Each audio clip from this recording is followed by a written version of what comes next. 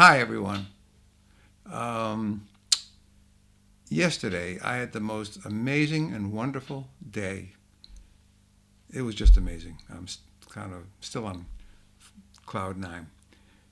And the bottom line is, I'll tell you about it, but um, I spent a good part of the day um, on the Israel-Lebanese front, right at the border, with a small group of IDF people. And what I saw and heard, and these people they were just amazing. So how did it happen? I've been getting these messages for months from different units, IDF units, individuals, groups, whatever. We need all kinds of supplies. The issue with supplies here in Israel is that prior to October 7th of last year, there were about 180,000 active duty IDF soldiers. After the war started, it almost tripled. It's close to 500,000. And we just don't have an extra few 100,000 helmets and bulletproof vests and toothbrushes and everything else that they need. So they're always looking for things that they don't have, important stuff. So I don't know what to do because I heard so many stories that people donate and then send some money to somebody, and then they send a whole bunch of stuff and say bulletproof vest. Well, that's not the right specifications, and the IDF can't accept those specifications. But people don't know it before they send them, so they just sit and they go in the warehouse or they throw them away or whatever. So I don't want that. I want to help. So I called my friend, and a real good friend. And here too, I can't mention any names. And I told him, I don't know what to do. And he's a high level guy in IDF. He's an officer. So Shmuel, he calls me Shmuel. I'll tell you. So he has a good friend, also an officer in the IDF, who's he's in charge. He's in charge of 3 or 4 battalions, like 1,500 men under his command. So he knows what his men need, and he knows how to get what they need, and he gets it. So my friend put us in contact, and we emailed, talked a few times, and I wound up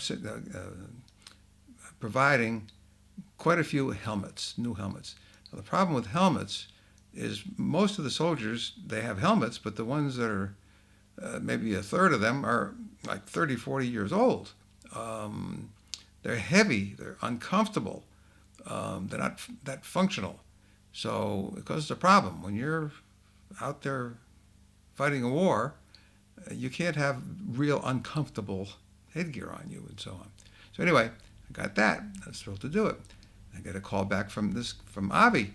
Shmuel, I can't thank you enough.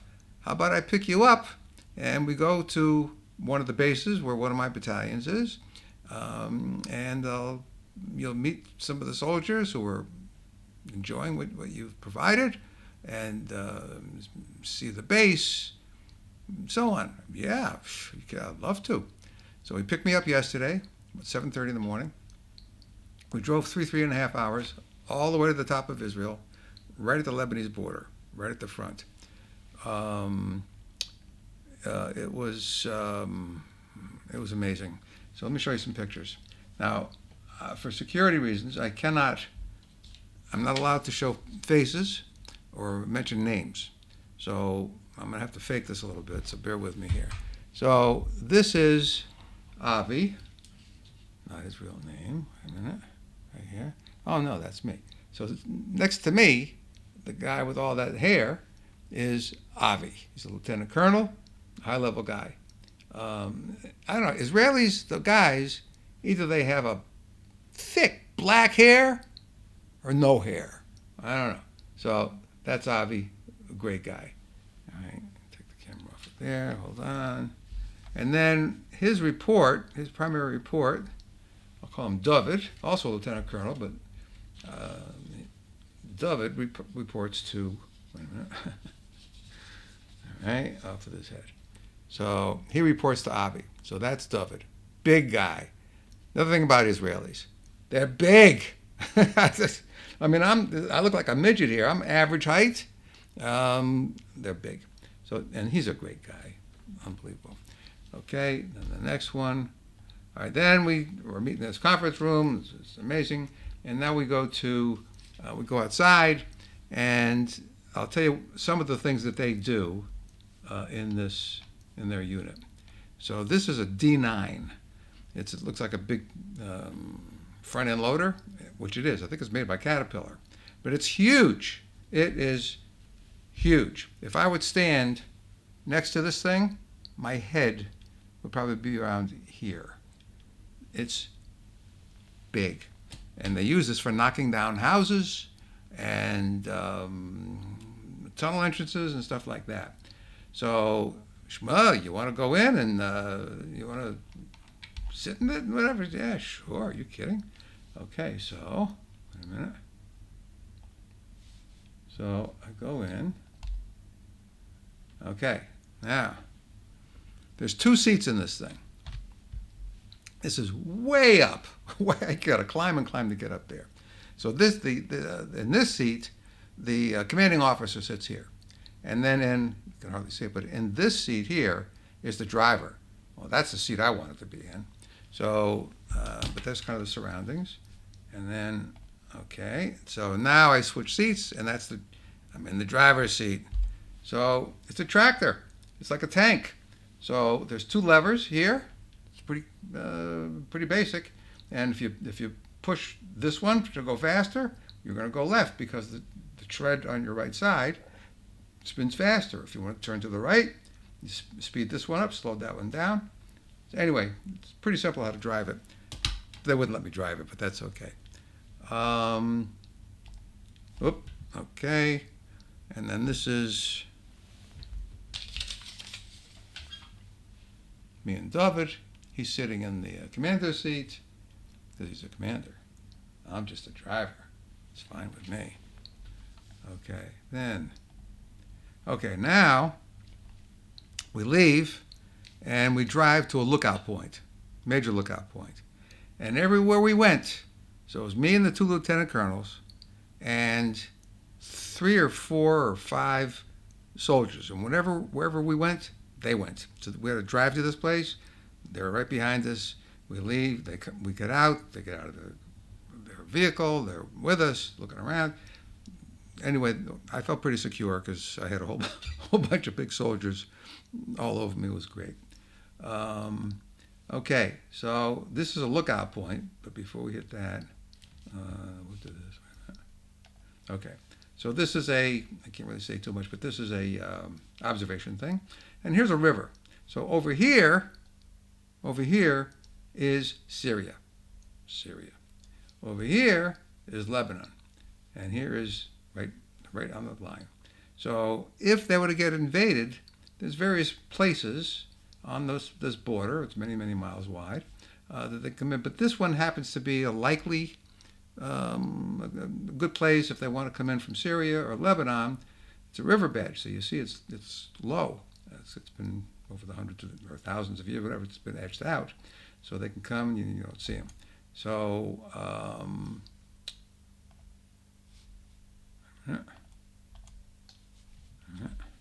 so looking to the right a little bit of where that was, this billboard or this thing I was just in was over to the left.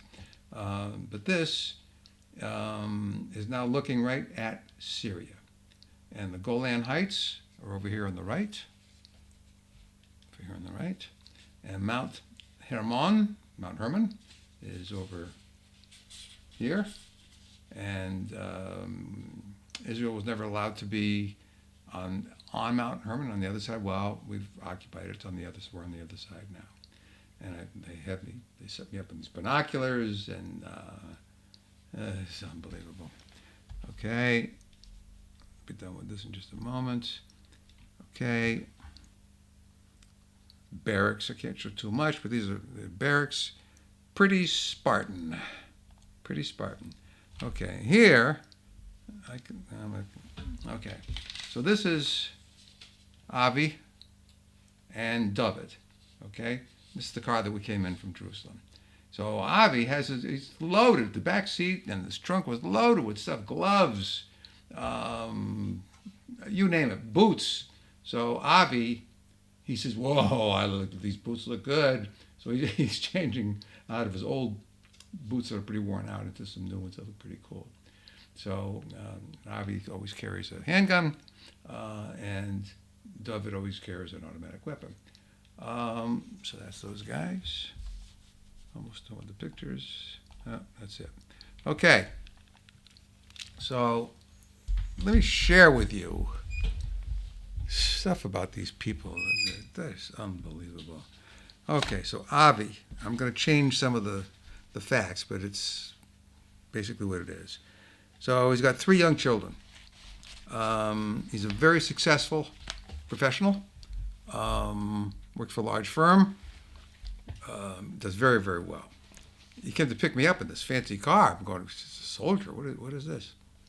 He's a high-ranking officer, and he does very well in private life. He's got a lovely, supportive wife. His children worry about him all the time. He's a lieutenant colonel. I mentioned earlier he's got about 1,500 soldiers under him, and I think it's 4 battalions. He has great, I'll say, Judeo-Christian and Jewish values. He's a mensch. The guy's great.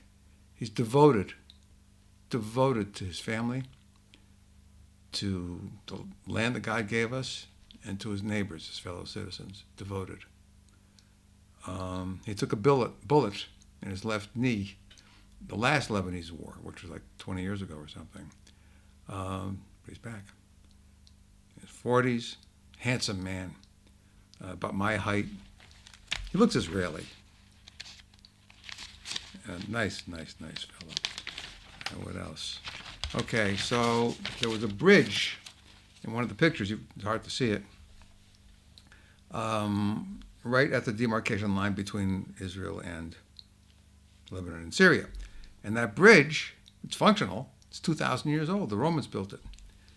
Amazing. And wait a minute. So one of the tasks or responsibilities that this unit has is making sure that nobody gets to that bridge but Israelis. So they have to protect it. One of the things that hit me, these soldiers and officers, they love each other. They truly do.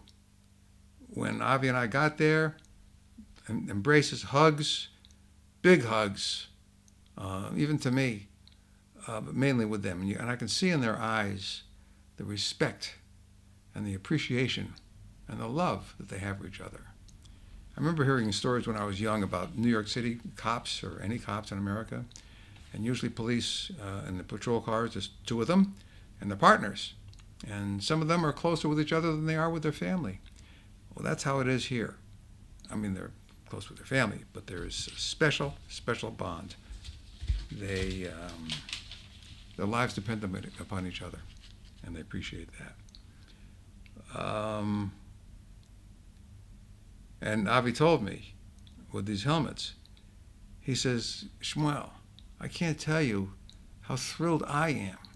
He said, I regard my men and my lady soldiers, it's mostly men, as my children. And you know, when you see your child uncomfortable or in pain, it hurts. And then when you help them to overcome that, it feels heavenly. Well, that's what you've done, Shmuel. Thank you.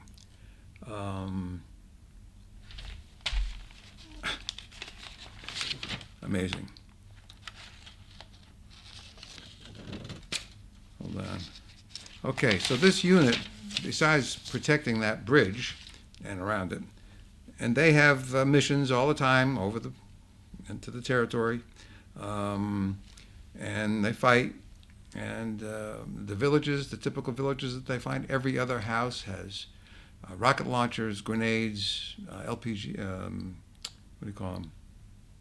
RPGs, missiles, every other house. So with those big D9s, they just mow them down, quick and easy.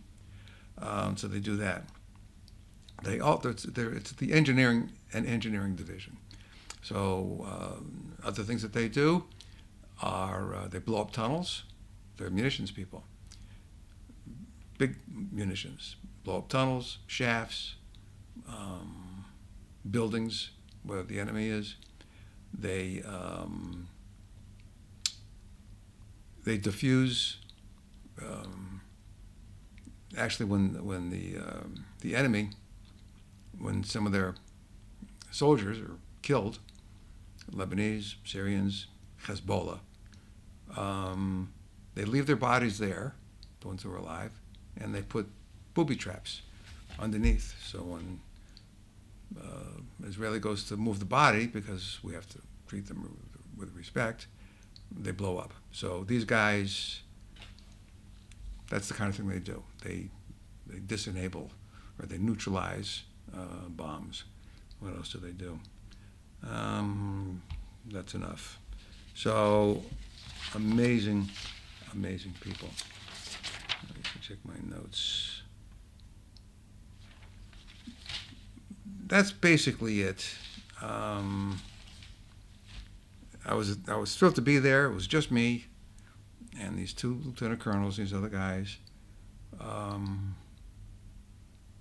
The main thing that struck me was the esprit de corps, the love that they have for each other and for their country.